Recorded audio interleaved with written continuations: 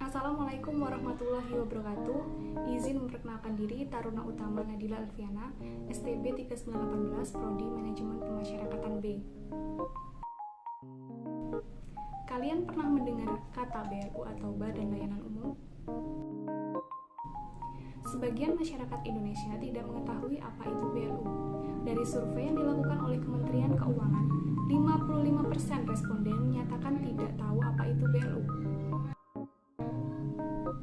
Lalu apa sih BLU itu?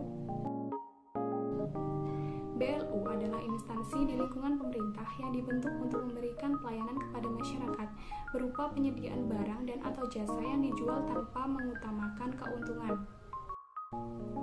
Dalam melakukan kegiatannya, BLU didasarkan pada prinsip efisiensi dan produktivitas. Dasar hukumnya meliputi 1. Undang-Undang Nomor 15 Tahun 2004 tentang pemeriksaan pengelolaan dan tanggung jawab keuangan negara.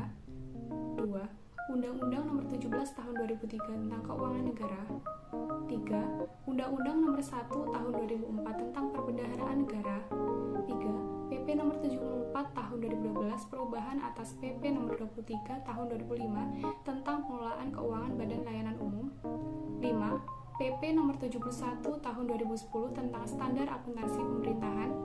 6. PP Nomor 8 Tahun 2006 tentang Pelaporan Keuangan dan Kinerja Instansi Pemerintah. 7. PP Nomor 65 Tahun 2005 tentang Pedoman Penyusunan dan Penerapan Standar Pelayanan Minimal. 8. PP Nomor 24 Tahun 2005 tentang Standar Akuntansi Pemerintahan. Latar belakang pembentukan BLU didasarkan pada keinginan agar instansi pemerintah yang memberikan layanan kepada masyarakat dapat berkinerja dengan prima, setara dengan layanan serupa yang dilakukan oleh sektor lain di luar pemerintah.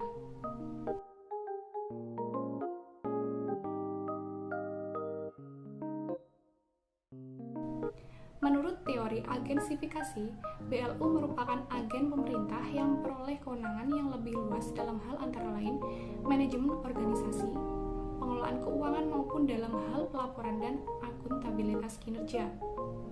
Pemerintah tidak lagi secara langsung berperan sebagai penyedia barang dan jasa kepada masyarakat, namun membentuk agen sebagai operator penyelenggara pelayanan publik. Dalam hal ini yang diperankan oleh BLU.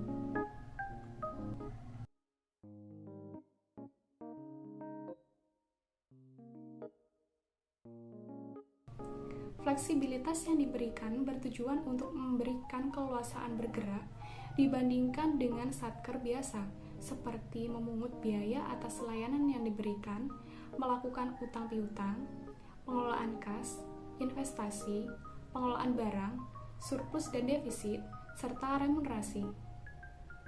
Mekanisme pengadaan barang atau jasa pun menjadi lebih longgar pada satker BLU. Beberapa fleksibilitas tersebut ditujukan agar pemberian layanan pada BLU dapat segesit sebagaimana layanan serupa yang dilakukan oleh badan usaha pada umumnya, dan dapat terus memberikan layanan tanpa terkendala oleh hambatan yang biasanya terjadi pada satker pemerintah pada umumnya.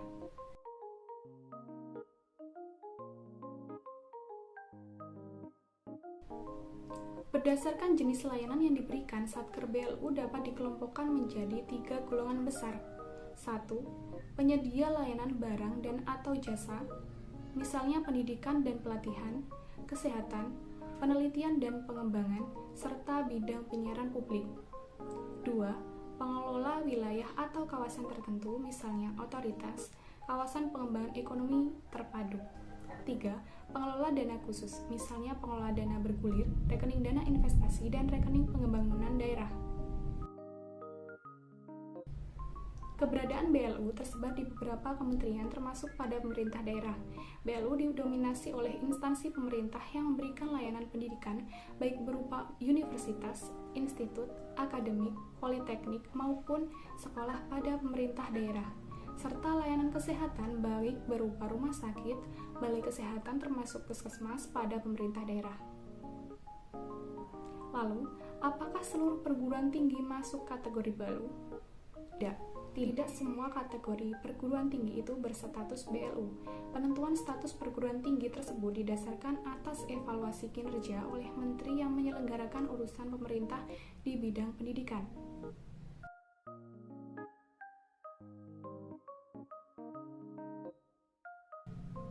Adapun syarat-syarat khusus untuk menjadi badan layanan umum. Persyaratan pembentukan badan layanan umum apabila memenuhi persyaratan substantif, teknis, dan administratif baru dikatakan bisa menjadi badan layanan umum, yang dirinci sebagai berikut. 1. Persyaratan substantif terpenuhi ketika instansi pemerintah yang bersangkutan menyelenggarakan layanan umum yang berhubungan dengan penyediaan barang dan atau jasa layanan umum, pengelolaan wilayah atau kawasan tertentu untuk tujuan meningkatkan perekonomian masyarakat atau layanan umum, pengelolaan dana khusus dalam rangka meningkatkan ekonomi dan atau pelayanan kepada masyarakat. 2. Persyaratan teknis terpenuhi apabila kinerja pelayanan di bidang tugas pokok dan fungsinya layak dikelola dan ditingkatkan pencapaiannya melalui badan layanan umum sebagaimana direkomendasikan oleh menteri, pimpinan lembaga non-kementerian atau lembaga negara sesuai dengan kewenangannya. Kinerja keuangan satuan instansi yang bersangkutan adalah sehat, sebagaimana ditunjukkan dalam dokumen usulan penetapan Badan Layanan Umum. 3. Persyaratan administratif terpenuhi apabila persyaratan kesanggupan untuk meningkatkan kinerja pelayanan, keuangan, dan manfaat bagi masyarakat, pola tata kelola, rencana strategis bisnis, laporan keuangan pokok, standar pelayanan minimum, laporan audit terakhir atau pernyataan bersedia untuk diaudit secara independen.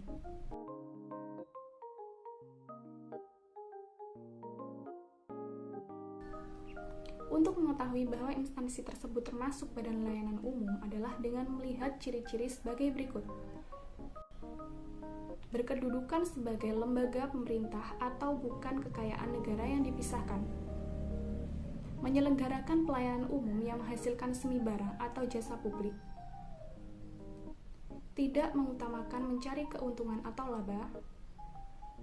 Dikelola secara otonom dengan prinsip efisiensi dan produktivitas ala bisnis. Rencana kerja atau anggaran dapat dipertanggungjawabkan dikonsolidasikan pada instansi induk. Pendapatan BLU dapat digunakan secara langsung. Pegawai dapat terdiri atas PNS dan profesional non-PNS.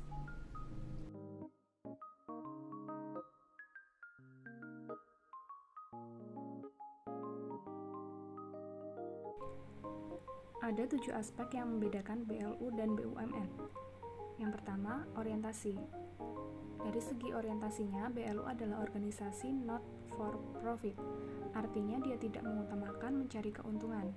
BLU tidak mengutamakan mencari keuntungan, yang artinya BLU bisa saja mencari keuntungan atau boleh mencari keuntungan, tetapi keuntungan itu bukanlah tujuan utama.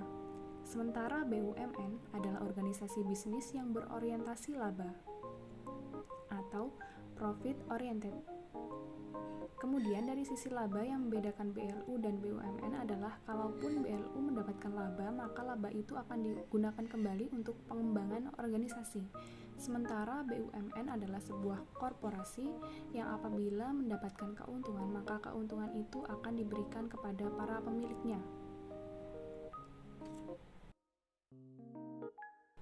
Yang kedua yaitu kedudukannya dalam keuangan negara. BLU merupakan bagian dari kekayaan negara, sedangkan BUMN adalah kekayaan negara yang dipisahkan. Sebagai bagian dari kekayaan negara, maka kekayaan BLU akan masuk dalam laporan keuangan pemerintah pusat. Sedangkan BUMN sebagai kekayaan negara yang dipisahkan, maka aset BUMN itu bukan aset pemerintah pusat dan aset BUMN juga tidak masuk dalam laporan keuangan pemerintahan pusat. Yang ketiga, aspek otonomi.